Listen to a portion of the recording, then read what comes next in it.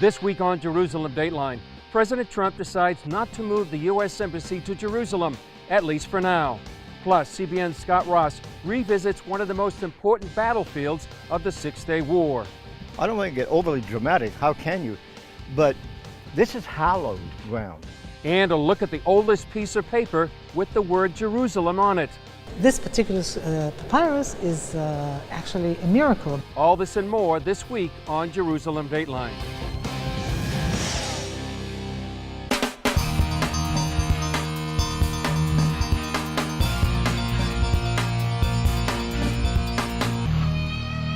Hello and welcome to this edition of Jerusalem Dateline. I'm Chris Mitchell. We're coming to you this week from just outside the walls of the Old City, and I'm joined by CBN correspondent Julie Stahl to talk about some of the latest developments here in Israel and the Middle East. Julie, the biggest one has to be the fact that U.S. President Trump has gone ahead and signed the waiver not to move the U.S. Embassy from Tel Aviv to Jerusalem. What's the reaction here in Israel? That's right, Chris. I think it's disappointment maybe, but not so much surprise. We've been going on this track for months. It's been in the press. Everybody's been talking, will he move it, won't he move it?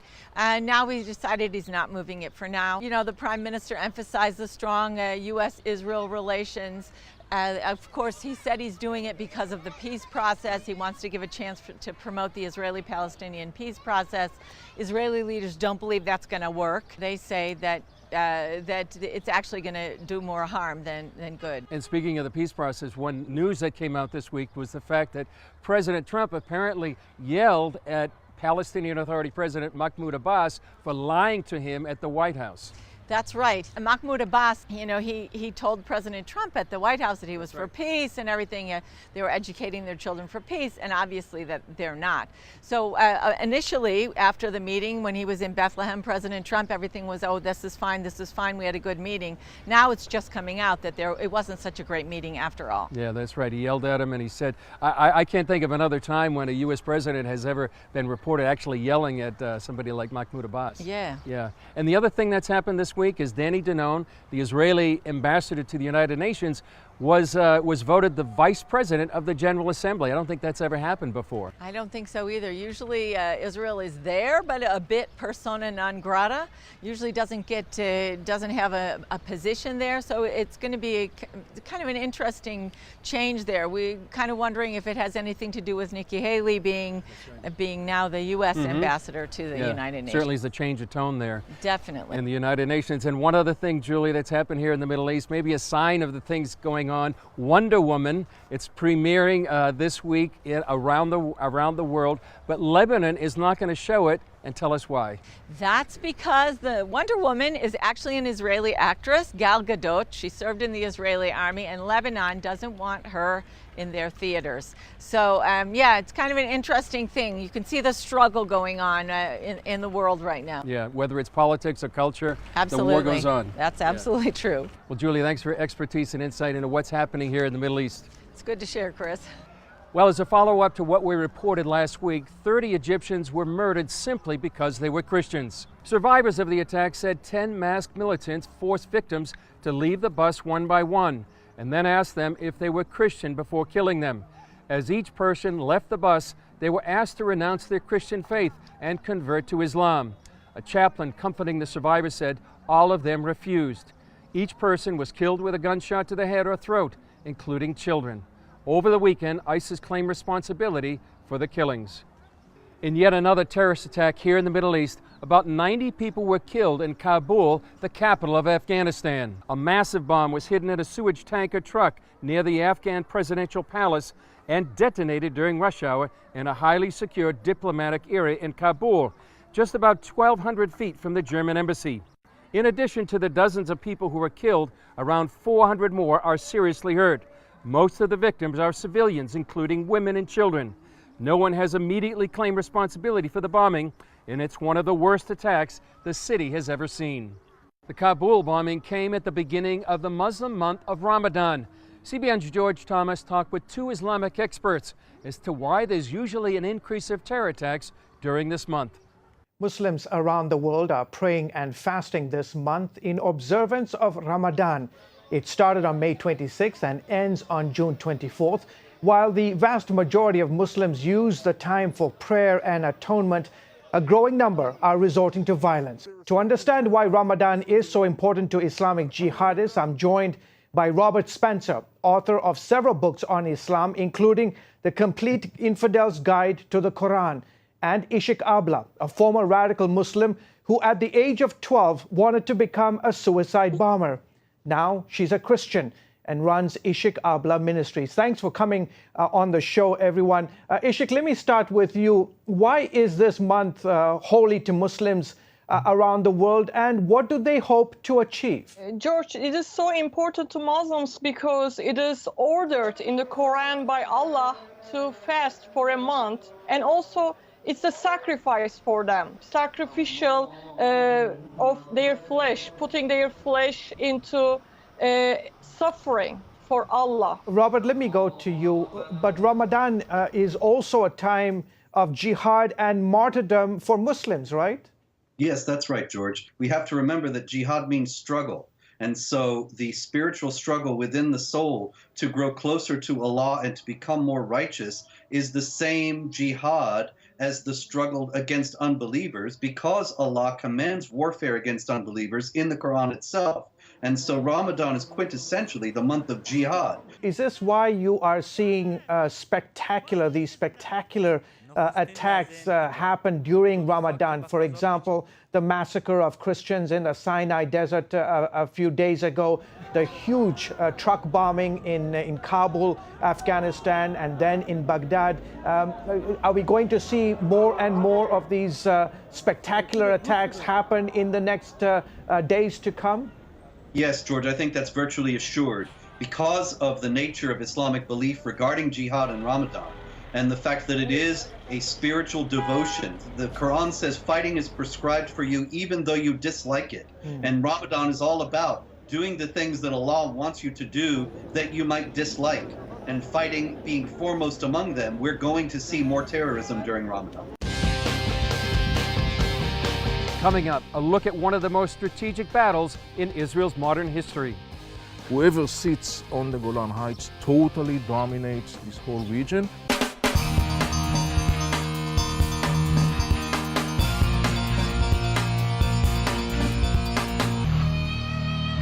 Near the end of the 1967 Six-Day War, attention shifted from Jerusalem here to about 120 miles north. Israeli troops took control of the Golan Heights. And as we'll show you, for the last 50 years, that battle has turned out to be one of the most strategic of the war. Whoever sits on the Golan Heights totally dominates this whole region. That's in part because of the proximity to the Sea of Galilee. The Golan Heights shares borders with Jordan, Syria, and Lebanon, and Damascus is only 40 miles away. For decades, Syria controlled the Golan Heights. Here on the high ground overlooking the Sea of Galilee, Syrian artillery and snipers shot and shelled Israelis below. Children grew up running to bomb shelters, and residents lived under the constant threat of attack. So all along the line of this cliff were Syrian bunkers and military posts and cannons and artilleries. The communities beneath the Golan Heights were totally at the mercies of the Syrians. Overlooking the Sea of Galilee, Middle East expert Avi Melamed told me why this ground is so important. Now, you have to remember, the Sea of Galilee is the biggest fresh water body in Israel, providing something like 25–30% of the water consumption or the fresh water consumption in Israel. In 1948 until 1967, what happened was that the Syrians occupied some strategic areas. The major result of that was an enormously increasing pressure on Israel, mostly in the context of the water and the use of water. Israel faced a literal uphill battle against the Syrian army, a rocky slope that rose 1,700 feet from the Sea of Galilee. Israel captured the Golan Plateau during the last 2 days of the Six-Day War.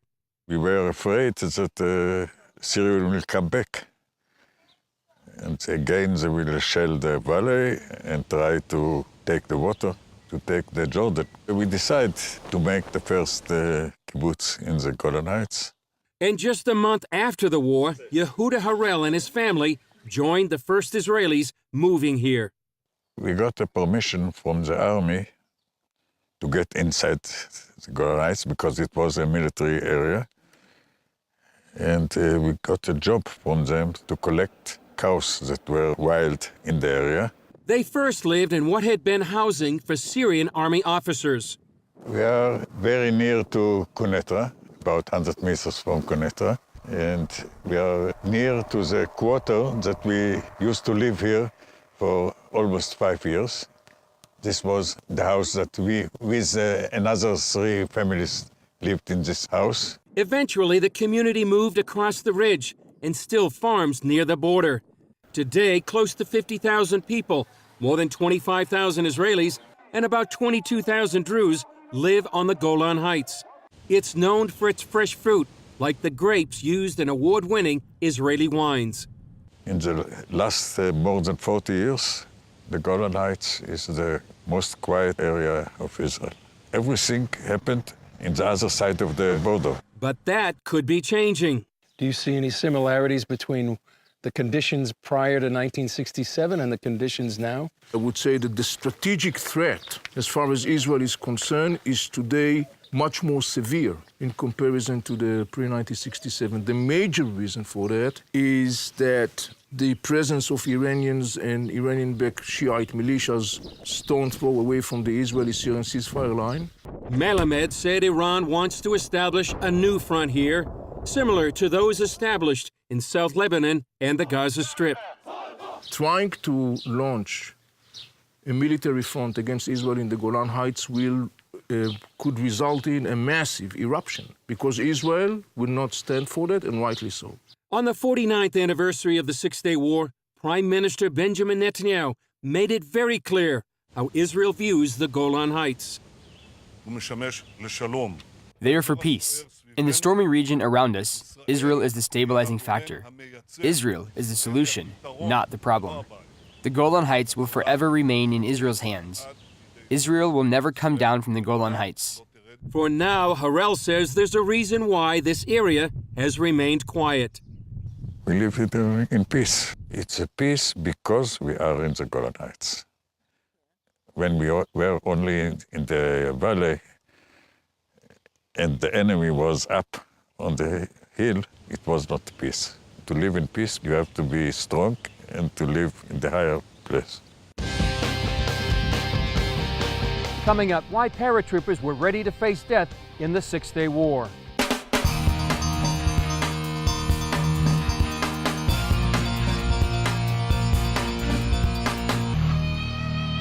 The Six-Day War played a pivotal role in the development of the Israel Defense Forces. One of the first urban battles took place here in Jerusalem and set the stage for future battles. CBN's Scott Ross talked with an IDF commander about the impact still felt 50 years later. The 55th Paratroopers Brigade still serves as a reserve unit today, as it did in the 1967 battle for Jerusalem. We're part of the 98th Division, which is more or less the equivalent of the 101st Airborne Division in the U.S. Army. Lieutenant Colonel Anshel Pfeffer commands the 28th Reserve Battalion of the 55th Brigade. We do the most interesting and most dangerous and most challenging missions in the IDF, so I believe. And as paratroopers, we live up to our code, walking on our feet in the night quietly and hitting the enemy wherever he is without him knowing about us in advance. Pfeffer, a high-tech executive, took me through the trenches at Ammunition Hill, where battalion soldiers fought for Jerusalem 50 years ago. Well, Ammunition Hill was the bunker of the Jordanian police academy, which is just behind us. And the police academy was the main objective of that specific battle before they continued towards the old city. And this was, day 2 of a 6-day war? Day 2. After taking the police academy, they advanced towards, it's called today the Ammunition Hill, and they spent many, many hours trying to advance from trench to trench. How many men were here fighting? They began almost 200, and very, very few remained standing at the end of the battle. My. But they weren't trained for this kind of warfare, were they? They were very surprised. They described it as a very big disappointment not being parachuted to fight the Egyptians, but then, of course, it became one of the most important battles in Israeli history. The battle specifically here, but also in other places in Jerusalem, was all done in very improvised Israeli-type warfare. It's hard to understand how men with equipment on their backs, I assume. Yep. Rifles, grenades, whatever other equipment they had. How did they make it through these narrow trenches to take the enemy on, to encounter them? It's a very good question. Unfortunately, many of them had to climb above, and the stories describe young soldiers telling their commanders, I'm going to go up with my machine gun, and as you're walking down in the trench, I'll go on top. And every time they advanced 1, 2, 3, 5 feet, and then the next guy climbed up and continued it. The previous one was hit, and that's how they managed to advance. Some of them pulled back the injured towards the injured facility with the doctors behind, but they had to keep advancing. I can stand here as an American and look at our history and talk about Revolutionary War, Civil War. That's hundreds of years ago. Right. This is 50 years ago. Indeed. You know, I don't want to get overly dramatic. How can you? But this is hallowed ground. Do you see it that way? Yes, it is. This ground is holy ground as far as the way we see it, because our friends, our comrades fell here. It's a place we respect very much. As you can see, it became a national monument. Standing by the half-track that barreled through Lion's Gate into the old city, Pfeffer told me of their honor in continuing the heritage of those who have gone before them. Have you talked to any of the men who fought and some of your fathers, grandfathers, and talk to them about their emotion of that moment? Yeah, it's important to mention. We, every year on the Six-Day War Commemoration Day, we meet with our predecessors. We also remember the fallen and we talk to them. It's a very strong part of our heritage. What motivated these men? At the end of the day, it's fighting with your friends, with your comrades, what they call brothers in arms, and that's what makes people at the end of the day rise up towards enemy fire and advance. The big vision, the mission, conquering Jerusalem, all that, it's important, but at the end of the moment when you rise up towards the fire, it's for your friends. Are you men motivated like that today? We believe so. We look up to them. Today's young soldiers are as, both in their professionalism and also in their values, are as good as we were then. Pfeffer, who commands about 700 reserves, told me how important the lessons of that war are to soldiers today. How has the past affected the future, the training of the men now? The Battle for Jerusalem in 1967 was one of the first battles in urban warfare. And if you look around today, both in the IDF and also the US Army and any other Western army, the challenge of fighting terrorists and other organizations which are fighting from within civilian and urban warfare environments has become the most common part of warfare, and we're learning. But even today, you're surrounded by people that want to destroy you, that want to annihilate you, wipe you off the map, drive you into the sea. Your existence is questioned. So do you live in a defensive posture, or do people live in fear? Well, I'm a reserve soldier. Right. 80% of my time I'm with my family, at my work, enjoying life, having a great time. And I think most of Israelis live a peaceful, very happy, I'd say Western lifestyle. Every couple of years, we have a few weeks of tension, and they know we're here to defend them. And now it's our turn. Scott Ross for CBN News at Ammunition Hill in Jerusalem. Up next, it's just a small piece of paper, but tells a big story.